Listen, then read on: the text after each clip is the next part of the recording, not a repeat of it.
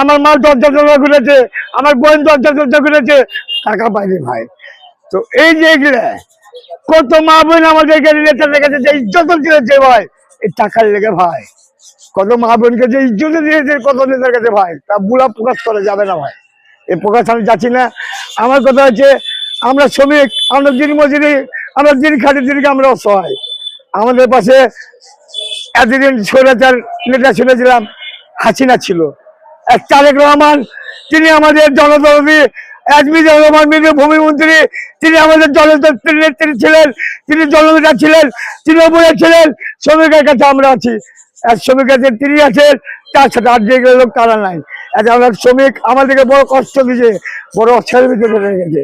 তো আমরা চাই, আমরা শ্রমিক আমাদের কি ইচ্ছা আপনার দেখবেন না, আজ মাননীয় প্রধানমন্ত্রীর কাছে আমার অনুরোধ, আমরা শ্রমিকরা আমাদের কাছে আপনার অনুরোধ একটাই যে আপনি প্রধানমন্ত্রী আনেন, আপনি শ্রমিকের দিক তাকান। শ্রমিককে অসহায় একজন আসছে যারা মোটর শ্রমিক শ্রমিকের একটা গাড়ি, তিনারা সবকিছু বেঁচে গেছেন, তিনারা খেয়ে দিয়ে আমাদের মাটি বেড়ে সব বেঁচেছেন। আমাদের এখন একটাই দাবি, সেটা আমাদের সুষ্ঠু নির্বাচন দেন। আমরা সুষ্ঠু নির্বাচন দেবো, আমরা সুষ্ঠু নেতা বেছে নেবো। আমরা শ্রমিক, আমরা নিজে নিজে বলতে নিজে নিজে নেবো। আর এই যে বিগত দিন ডিজি সাহেবের ভিতরে ছিল যেটা 3টা মাস, এই 3 মাসের আয় ব্যয় আমাদেরকে বুঝিয়ে দিতে হবে। এই 3টা মাস ডিজি সাহেব নিয়েছিলেন নিজের হাতে, এই 3টা মাস তিনি, এটা আমাদের দাবি দেওয়া, নির্বাচন দিতে হবে, ঠিক আছে, সুষ্ঠু নির্বাচন চাই। আমরা হলাম যেগুলো টাকা বাকি বাকি আছে এগুলো আছে, এটা স্যার আমরা চাই। তাছাড়া শ্রমিকের দাবি এগুলা, সব শ্রমিকের দাবি এগুলা।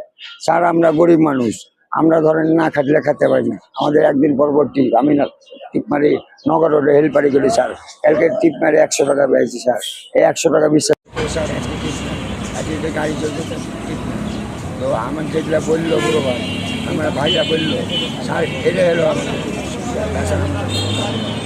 আমাদের হিসাব বুঝিয়ে দিয়ে আমাদেরকে সুস্থ নির্বাচন দিই। হ্যাঁ, এটা আমাদের